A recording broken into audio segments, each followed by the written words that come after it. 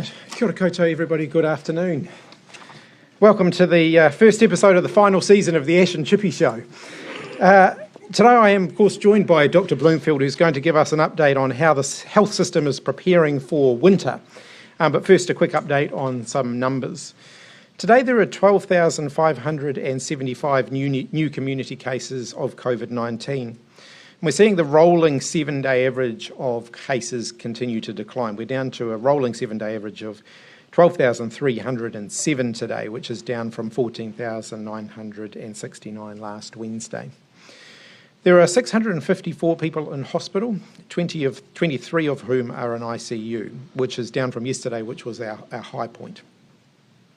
Sadly, today the Ministry of Health is reporting a further 15 deaths from COVID, or people with COVID-19, and everyone's sympathies, I'm sure, will be with the families who have suffered those losses. Today I'm able to confirm that from tomorrow, young people aged between 16 and 17, or age 16 and 17, can receive a free booster dose of the Pfizer vaccine at least 6 months after completing their primary course, i.e. having doses 1 and 2. There's around 36,000 young people aged 16 and 17 who will be able to get their booster from a walk-in vaccination clinic around the country.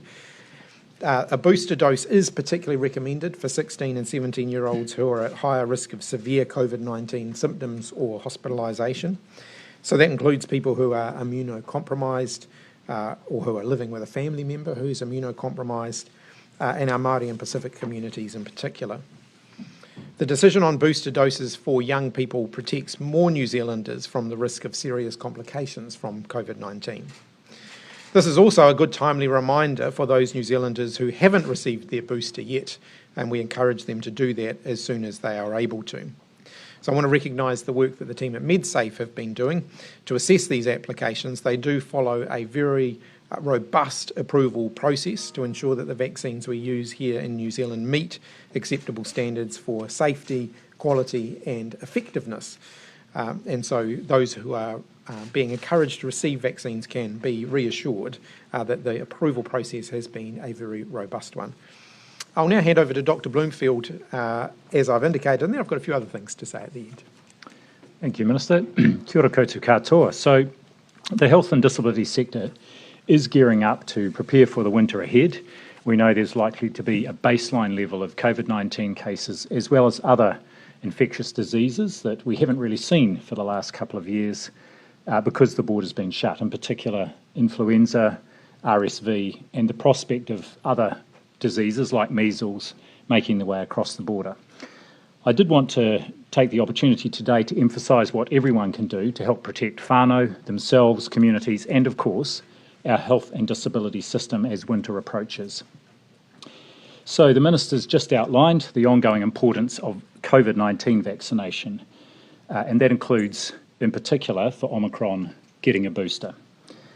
We know that unvaccinated people, or people that haven't had a third booster dose, make up a disproportionate number of people who are in our hospitals. We also know that people can get COVID-19 more than once, and the evidence does suggest that vaccination provides better protection than prior infection.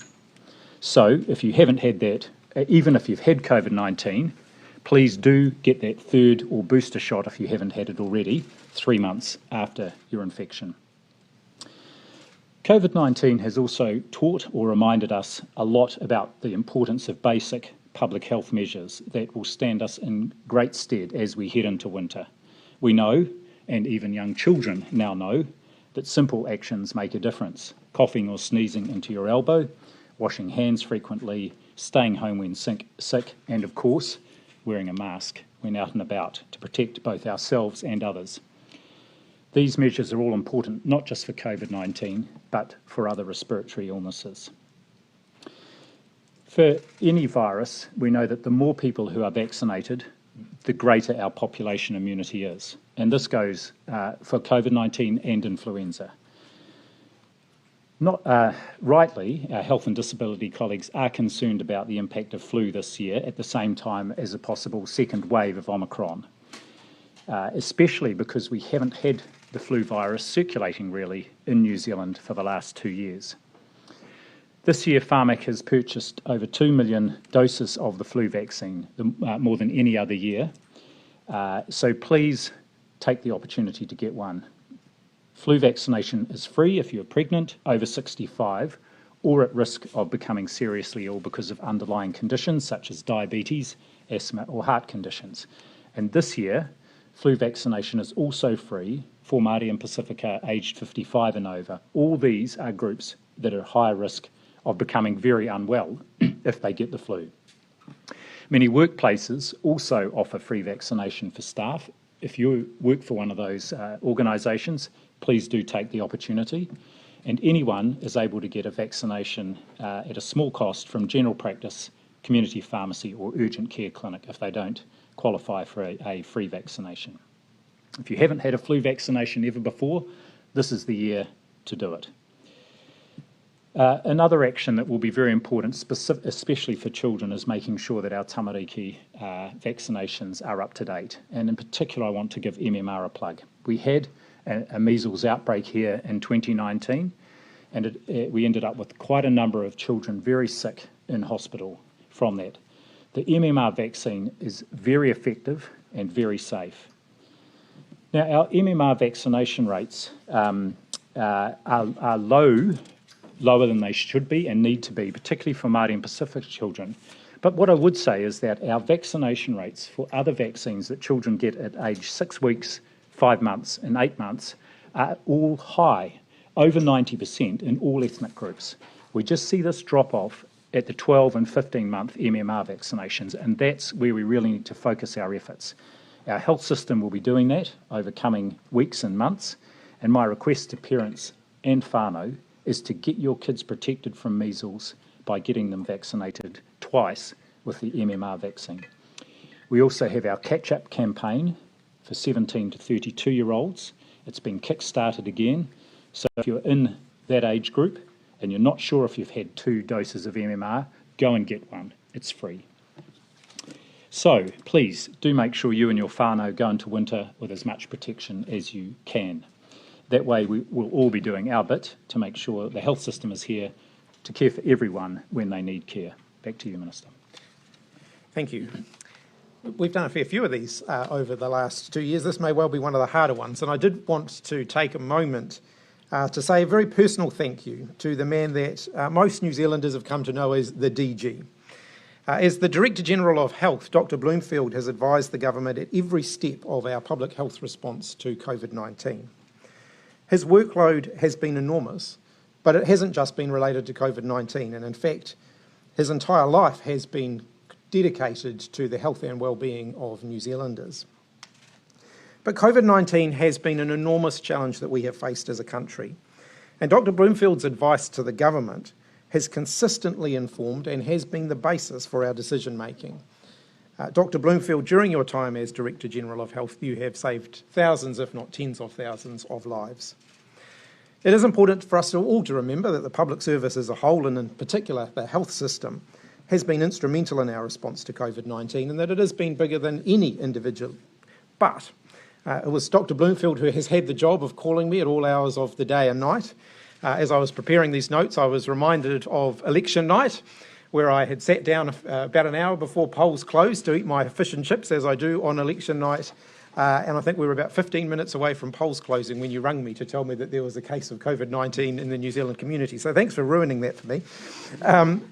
But I absolutely respect your decision to take a break. It's been an incredible couple of years. You have an opportunity to go out and spread your wings. And I know that New Zealanders will join me in saying that you thoroughly deserve that. Finally, should you decide to spend some of your new spare time and take up the pursuit of cards, please do let me know, because I have to say you've got a rubbish poker face. And with that, we'll open up for questions. Dr. Bloomfield, why are you leaving early? And when you reflect back on the last 2 years, how are you feeling about stepping down from this role? Well, my contract is a 5-year contract, but I dare say that the 3 previous Directors General of Health have done between 3 and 4 years. I'm coming up to 4 years in June. It's a complex and challenging role at any time, and the last 2 years I don't think could have been more complex and challenging. And I've been thinking for a while about what's the right time for me to step down. It seems we're at a good point in terms of the pandemic. The response is shifting. I'm also confident that the system is in good hands with the changes that are afoot.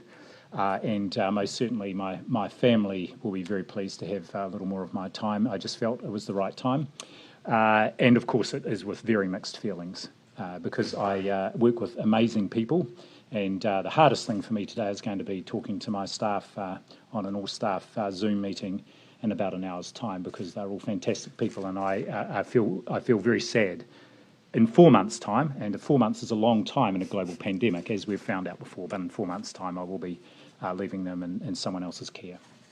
Is it mixed feelings for you? I mean, you'll probably be in Directors General's path.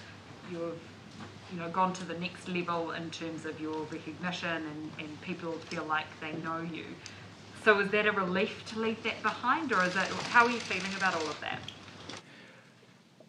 Well, I haven't thought too much about that, but what I would say is throughout the last 2 years, I've had from New Zealanders all across the country a huge number of messages of gratitude and support, not for me in my role, but for the work that our team has done. And so that's in many respects through those very tough times, and as I sat down and steeled myself to ring the Minister at all hours of the day and night, one of the things that's carried me through, and I know it's carried my staff through, is just knowing how grateful New Zealanders were and that they saw the hard work that was happening. So, yes, I still find it a surprise walking down the street and people recognise me, but perhaps that will change once I'm not so much up in places like this. What are you most proud of? What am I most proud of?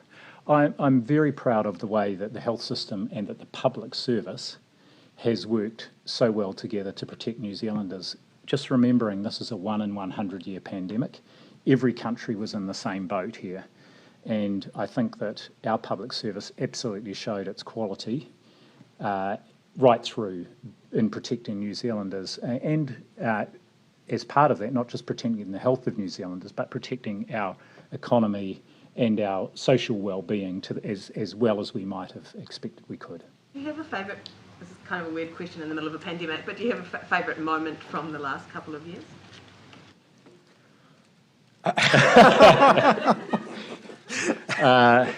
Well, there are some moments that are more memorable than others. Maybe hitting such high vaccination rates and the incredible position that's put our country in particular in protecting our more vulnerable population groups and our older people, our disabled people, our poorer communities has just been such a highlight. And the work of our vaccination team has just been outstanding. I think that the other thing you were laughing about was a famous quote from your colleague there. Minister Hipkins, you two obviously would have talked to each other basically every day for the past couple of years. Are you sad? Absolutely. I'm sad, and I'm also very happy for Ashley, if I could call him that publicly once, because I think he thoroughly deserves a break. And I absolutely acknowledge that for those who have been at the senior levels of the pandemic response, the personal sacrifice involved in that has been enormous.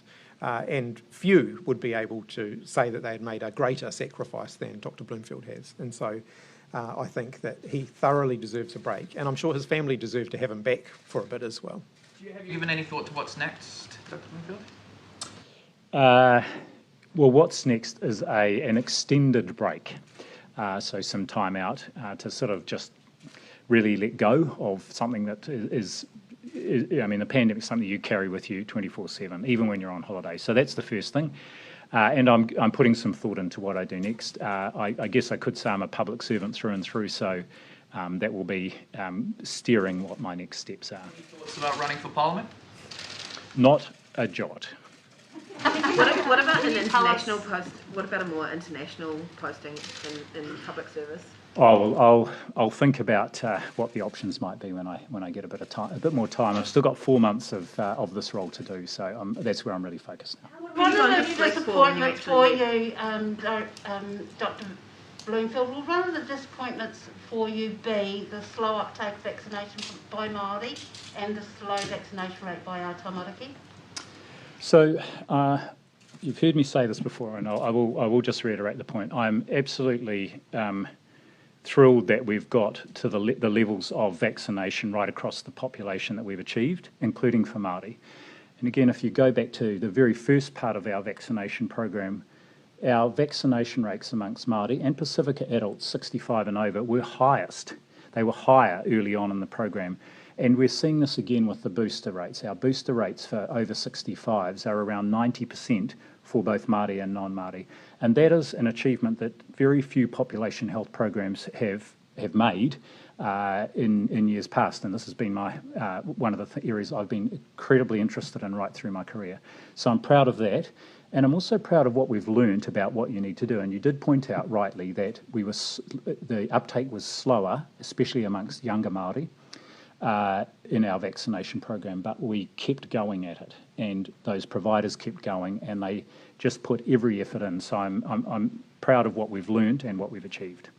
Previously talked about the first few weeks of the pandemic and how that was a very anxious time for you. Obviously now we're more than 2 years in. Can you describe the toll that this job and leading the health response for COVID-19 has had on you? Well, it's stressful and the pressure's there, and of course that's one of the things that's played into my decision to stand down in July. But just to reiterate, being the Director of General of Health is actually a pretty big task at any time. The pandemic's created, of course, an extra challenge there. But it's not. I haven't been doing it alone, and so I have been working alongside amazing colleagues in the public service and an incredibly loyal and committed and professional team in the Ministry of Health and the wider health system. So I haven't, for all that the burden has been there, I've felt supported and uplifted by many, many colleagues. In terms of your successor, do you think it'll be a tricky navigation for them to take over the role, considering the major health reforms come into effect from July 1st? Obviously, we're not out of the pandemic yet. How challenging is that going to be for them? Well, it's a challenge, but also an opportunity. And I think that the timing again for me at the end of July, it does mean, and I'm very focused on ensuring the Ministry of Health is well set up to do its new role in the system from 1 July. But it's an exciting opportunity for someone coming in to then really create the vision and drive that new role within the Ministry of Health. And I know there are many capable people in the New Zealand health system who could do that. Who do you think should take the job? Who do I think should take the job? The best person for it. Katie's question about the toll it's taken. Did you like becoming a celebrity? Because there were the tea towels and the songs, but more recently that's come with a bit of a harder edge with some pretty nasty elements out there for leaders of the pandemic. Well, one of the things I've just tried to be right through the pandemic, of course, and it's the only thing you can, is just be myself. And yes, sometimes that's, created different responses. I don't pay too much attention to the negative commentary, and I'm thankful and don't expect the positive feedback. One observation I would make, because I do get, and I know the Minister gets, some quite unpleasant online and other sort of feedback, is it's very gendered. And I just want to put that out here and say that the nature of the feedback I get is nothing compared with what a number of my colleagues who happen to be female get, and I think that's terrible. Any of that sort of behaviour is terrible in my mind, but the fact that it's so gendered is something we absolutely need to do something about. Does it also come from men more often?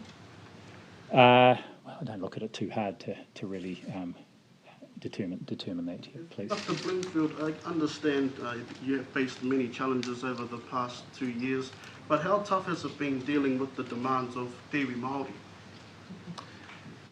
It's been a huge pleasure working with iwi Māori over these last, 4 years, nearly 4 years in the role, but especially these last 2 years. And I've made the point that at the very start of the pandemic, the very first communities to mobilise were iwi Māori to protect their whakapapa, their kaumata and kuia, because they still had that vivid memory of the pandemic 100 years before. And I think they set the scene, they showed us the way, and it was after that other communities then mobilised.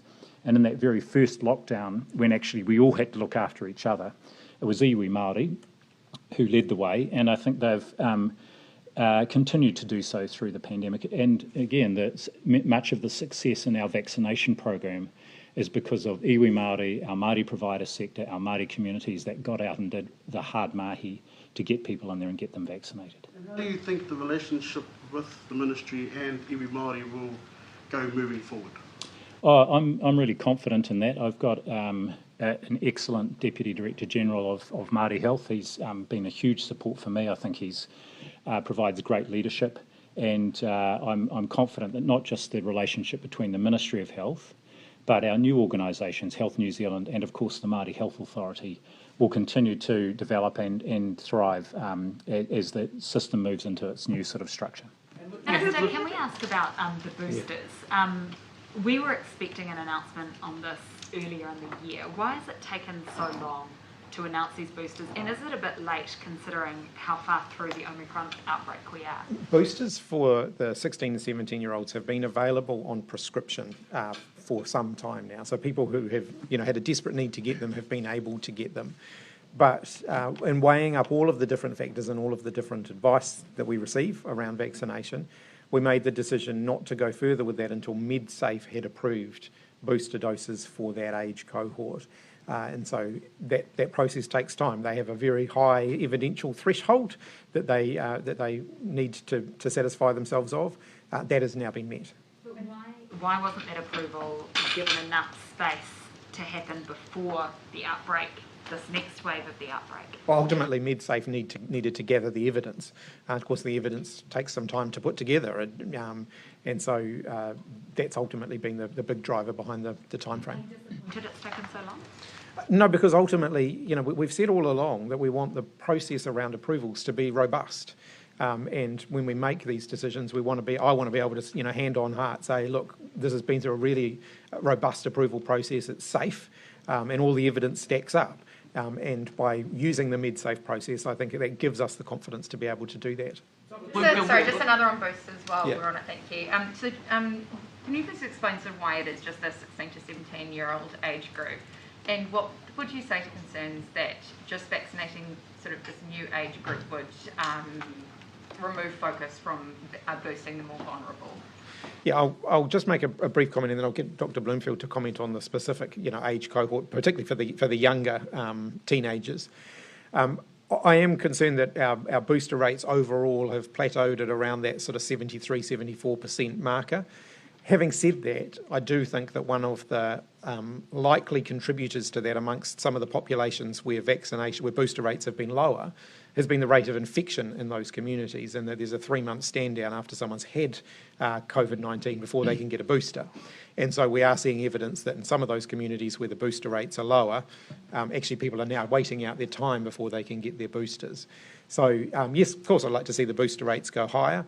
We're in an internationally comparable position. Booster rates across the world are lower than they were for the first and second doses. But of course, we shouldn't let up. We still want to keep pushing and see if we can get rates higher. But on the age issue, I'll hand over to. Yes, so two assessments really of vaccinating under 18-year-olds with a booster shot. One was that MedSafe assessment, and they had to wait until Pfizer put the application in before they could assess it. And the value of us waiting until MedSafe has done that is then now all vaccinators are able to vaccinate that age group, rather than just people who are prescribers, which adds a burden, would add an extra burden on the system. So I think the timing is fine there. The advice from our technical advisory group was also very clear that they felt 16 and 17-year-olds, the evidence supported, but not routinely offering it to 12 to 15-year-olds. However, if there are 12 to 15-year-olds are immunocompromised or they're at high risk, then their practitioner would certainly be able to offer them a booster if they felt that was worthwhile doing. Actually, you helped normalise Te Reo Māori during the 1 p.m. press conferences over the past 2 years. How do you react to being noted as a Te Reo Māori champion? Oh, well, I'd be thrilled if I was. I just feel it's been something I've had the opportunity to do, and I dare say in the 2 years I've only had 2 negative pieces of feedback on that, and I was more than happy to say that I saw it as my role to help use and normalise the use of what is a taonga for our whole country, not just for Māori. confident are you that your replacement will be bringing the same energy to kaupapa Māori, the same energy that you brought to the role? Well, I'm confident because I think that if I look across my public sector chief executive colleagues, this is really a standard we set for ourselves now. So whilst I might be the one up here at the podium, I'm by no means the most competent user of te reo amongst my counterparts, and I would say that all of them to a person are doing their best to continue to advance the use of te reo in their organisations and also in their public communications. Bloomfield, Dr. Bloomfield, you said that COVID is going to be around in New Zealand and indeed the world for a long time to come. We've got a Minister for COVID and we've got a Minister of Health. Going forward, would it be your advice to the government to have a separate agency that deals specifically with COVID-19, separate to the Ministry of Health but works closely alongside them? Actually, that's one for the Minister. I don't have a particular view on that, and I'm not sure he would ask my advice on that. But the only thing I would say is if COVID is going to be with us long term as an endemic illness eventually, then it will take its place alongside other health priorities and health issues, and we would want to and expect to normalise the health system response to it. I can certainly talk for the health system response to it, rather than treating it as something special, because what we of course want to do is make sure we are giving it the priority that it deserves alongside many other health sector priorities. Just a brief comment. I'm aware that there's been some speculation on this topic, and I'm sorry to tell you, you're stuck with me for a wee while longer yet. There is still a bit more to go on this pandemic, and there are still some strategic decisions that government needs to take. Obviously, we've got decisions around the traffic light framework coming up. We've got planning underway now around both resurgence and new variants that we have to continue through. We've got decisions around future waves of vaccination to work our way through. So there's still more for us to do, and I'm committed to seeing those things through. That said, I think Dr. Bloomfield's absolutely right. We will reach a point at some stage where the COVID response folds back into a more business as usual type approach. We're not there yet, though. Bloomfield, were you ever asked, or did you ever express an interest in having a role in the new health system after reforms? Well, I do have a role, and the new structures come into being once the Paiora Bill is passed, and they come into being from 1 July formally. So the Ministry of Health continues to have a role in the new system, and I'll be the Director General for the first month of that time, and so the Director General role does continue, and I was very happy to continue in that role for as long as I felt it was the right time to be there. Did you want to have a role beyond that, or were you asked to have a role beyond that? Well, actually, I was quite happy with the role I've had, and felt that was, if I look at my career, that's where it had led me to, and I felt that was the place I could and was adding the most value to the system, and I will continue to do that up until the 29th of July. Did the reform work coming in actually prompt that decision, because it meant that someone new with fresh eyes could come in and take over that new system, I guess, without you having to sort of make that switch? Well, I'm already making the switch because we've got two interim agencies. I'm working closely with the chief executives of those two agencies already.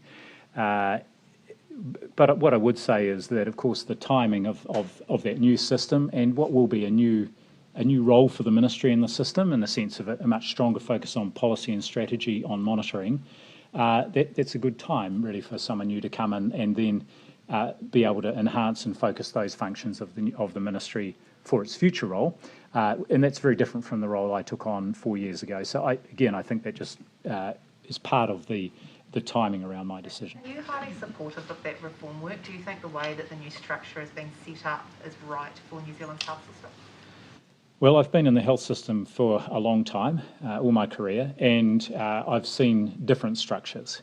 And the structure can either support or not support the sort of outcomes and objectives that you're wanting to achieve.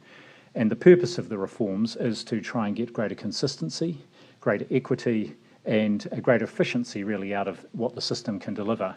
And so the structural component, the structural changes are part of that, but more important are some of those other things that lie behind it, the objectives, the establishment of the Māori Health Authority to get that real focus on improving Māori health, I think the structures can and will support the direction and the aspirations that the government has for the health system. Just a couple more questions. Dr. Bloomfield, the pandemic response as a whole has been lauded worldwide, but there were some pretty rocky moments along the way. Do you have any regrets? Well, let me just separate out regrets from did I every day think about things that we could or should be doing better. Absolutely, the latter. And in fact, that's been a feature of our response right through, not just the health response, but the wider government response. And I think, Minister, we've still got over something around 12 or 1,300 recommendations from the various reviews that have been done. And many of those pointed out things that we could or should be doing better, and we take that seriously. In terms of regrets, not specifically, except perhaps that I didn't write down what was happening at the time. I must say I was probably too busy.